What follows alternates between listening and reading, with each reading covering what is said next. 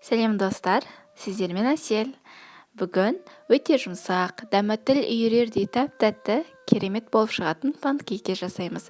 Сіздерге ұнайды деген сенімдемін, сондықтан видеоны соңына дейін қараңыздар. Ыдысқа тұзды, құмшекерді, ерітілген сары майды,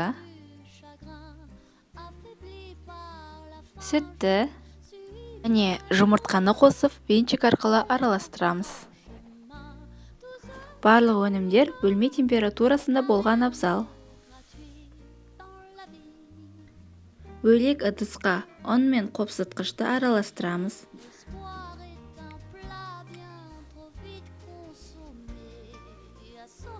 Оларды електен өткіземіз.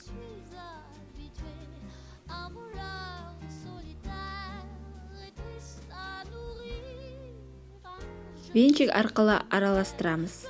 Ешқандай да түйіршіктер қалмасын. Қызып тұрған табаға бір қасықпен құйып, екінші қасықты көмекші ретінде пайдаланамыз. Табақ құрғақ болуы қажет. Ешқандай май құюдың қажеті жоқ.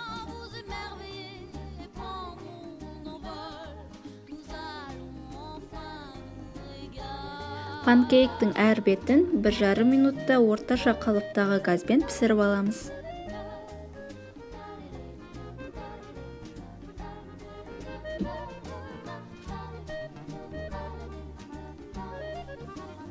Біздің панкейктеріміз дайын, көздің жауын алардай жеміс-жидектермен және де басқа да заттармен теңдесеңіз болады.